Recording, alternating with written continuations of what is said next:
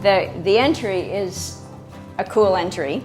It really goes back to what is this house going to look like? Because part of the certification that we went for, the living building certification, is you build a house that's going to last 200 years, not a house that's going to last 40 and then we tear it down and build new. So how do we experience the comfort of the geothermal system? We love the way it works with the radiant floor heating.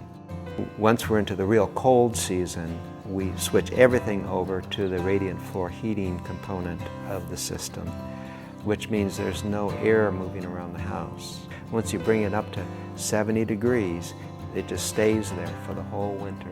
So it's a very consistent, stable environment in here, and there's no noise or drafts or anything from air being blown around.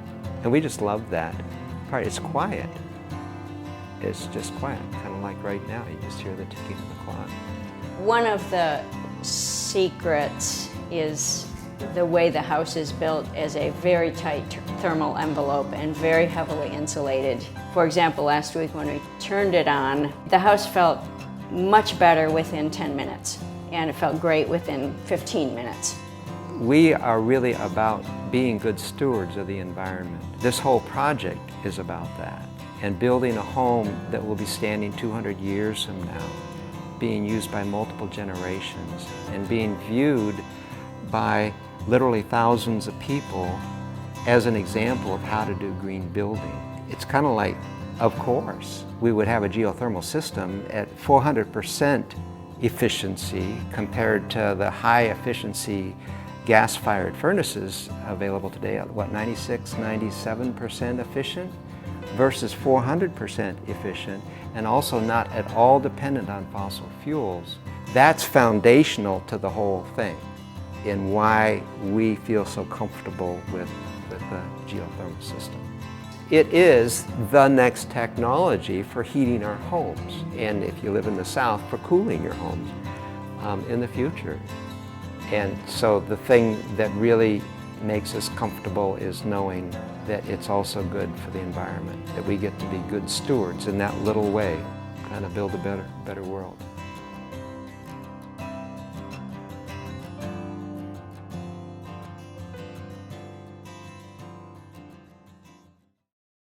Great, thank you, and good afternoon, everyone. So I'm excited to join you and talk about LEED Zero. We launched LEED Zero program last fall to help engage and inspire and push our community and sector towards the critical goals as others have outlined. Our program is available in beta this year, and we're working with project teams pursuing it and looking for input as well on how to make this better, more robust, and more usable in attaining these goals, including being available for and meaningful for diverse project types, including residential. LEED Zero serves as a complement to LEED certification. So with LEED, we're looking to encourage and recognize a holistic approach to buildings through design, construction, and operations. And with LEED Zero, we're verifying the achievement of specific net zero goals during the building operation phase. We saw that there was a lot of nexus between LEED and some of the buildings achieving net zero. For example, NREL's lab in Colorado is one example. And the New Buildings Institute has done a lot to track net zero energy buildings in the US. This is somewhat similar to the graph that Sam showed earlier. And with the buildings in the NBI database, there are about 2/3 of those listed are either LEED registered or certified. So we felt we had an opportunity and an obligation to help shape this growth and push towards more meaningful outcomes and achievement.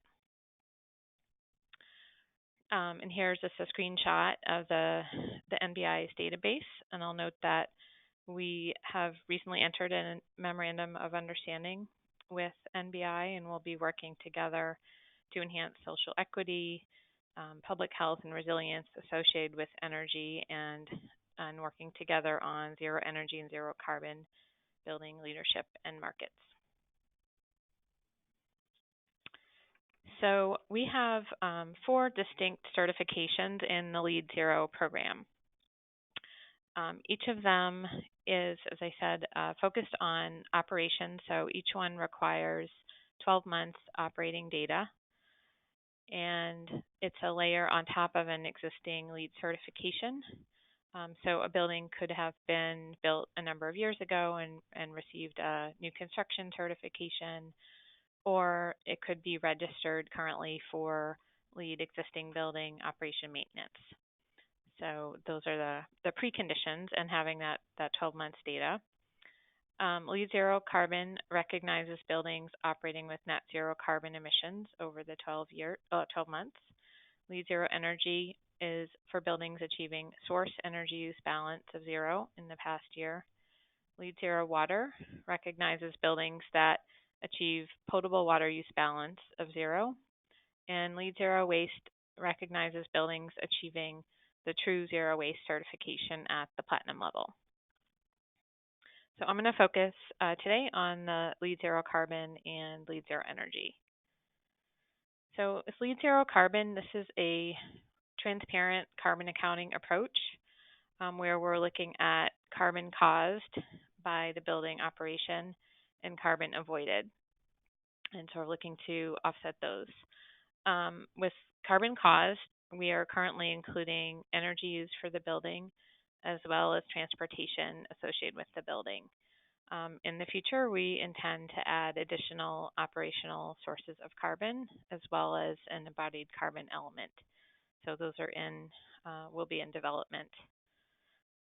With carbon avoided, we are looking at renewable energy production, and we have a hierarchy there from on-site to community scale to same grid, and then up to RECs and carbon offset. So we're looking for projects to explain how they've tried to start at their site and then move outward as necessary.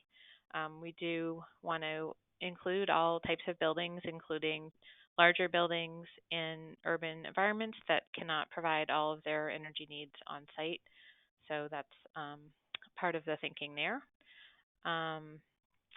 And we're also encouraging projects to consider hourly emission factors for their carbon calculations. And we've provided some sources, and we're continuing to work on that to provide helpful information to project teams in that regard. That's important because, as you may know, the time of use of your energy has a lot to do with its carbon footprint. So a building that's net zero energy over a year may or may not be net zero carbon. For example, if you're using solar on a grid that's already has a lot of solar on it, then you're still pulling on the times of day from the grid when there's more likely to be fossil fuel higher carbon emission associated with that electricity. So trying to recognize that time of use factor. And let's see. And this is also building off of our ARC platform, which includes a transportation survey and carbon calculations included. So this is a look at sort of the basics on the carbon cause side. So the energy consumption would include your generation, electricity drawn from the grid, as well as any on-site fuel uses, and transportation of all sorts. So that is a indication of the types of transportation that we would break it down to. And that sum would be the total carbon caused. For these, we are using the EPA fuel coefficient values for the fuel carbon emissions. And for the transportation, we have data from various sources, as well as a new commuting capability, a new app for the transportation calculation. And then here's the other half, which is the carbon avoided side. So equations for all of these are in our LEED Zero program guide on our website. And I do want to highlight that this hierarchy, so we're looking for an effort to provide on-site electricity from renewable energy, as well as to then look sort of close to home first and then move out. We do need for any RECs or environmental attribute certificates for the project owner to retain those in order for that to be credited. And that's in line with best practices for greenhouse gas emission reporting and to ensure that there isn't double counting of those of that generation. Okay, so this I highlighted this. This is similar, this hierarchy, so on-site, local generation like community solar, other off-site generation, PPAs, and then fourth, RECs or EACs, and then carbon offsets. That's what we're looking for. So turning to LEED Zero Energy, this is an annual energy accounting approach. It's source energy based, and similar, we're looking for the total energy consumed to be included, all the different types of energy from power to on-site. Projects submit a calculation showing the conversion of all their energy sources at a source energy basis. For that, we are also using the Energy Star ratios for different building source types from the Energy Star to align with that. And we have international ratios as well available. On the second half of this, the energy generated, this looks very similar to LEED Zero Carbon and follows that hierarchy. We're also, again, importantly, projects must retain the RECs with their generation in order to claim that, so there isn't double counting.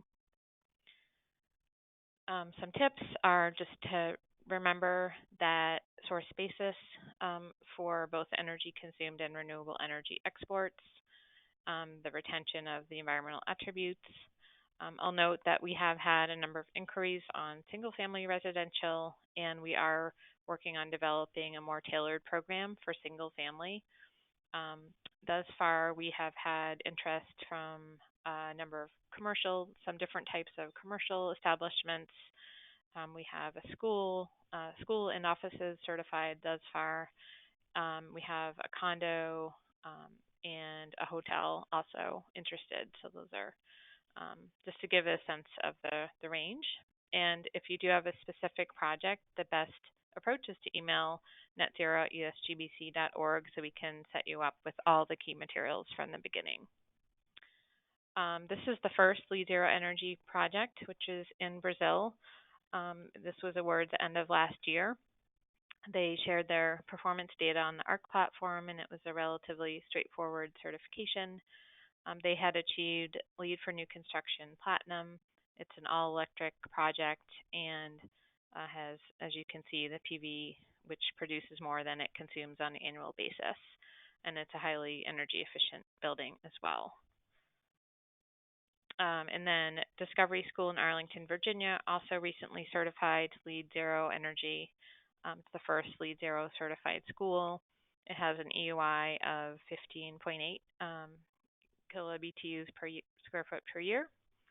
And they're also sending a surplus of solar energy back to the grid every year. LEED Zero Water is, just very quickly, also an annual based balance looking at the total potable water consumed, and that's offset by alternative water sources and water returned to the original source.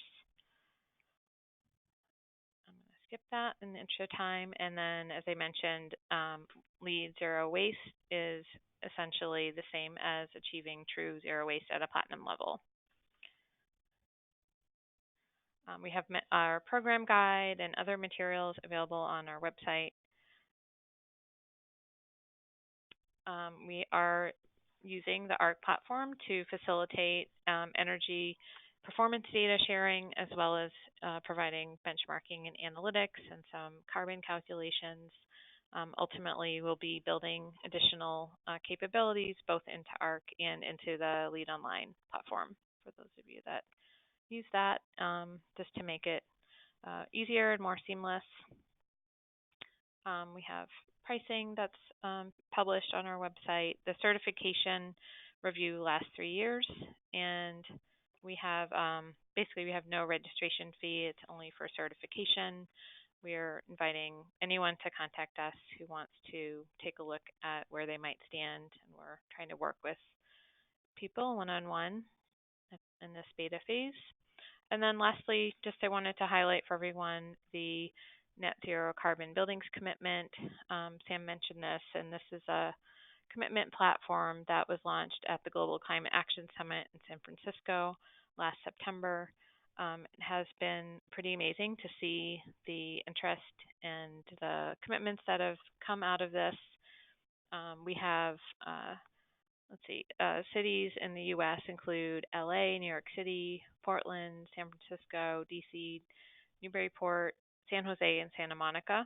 There's a couple different ways that they can make a commitment. Some are doing policy, some are doing their own building portfolio. So this is going to generate a lot of great new ideas, I think, for zero carbon buildings as well as examples. So we are the U.S. Entity working with private sector. So if anyone has a client interested in pursuing this commitment platform, please reach out to us on that as well. And here's our contact information. Like I said, I welcome any feedback or questions or inquiries. So thank you so much. I'm going to turn it back to you, Brett.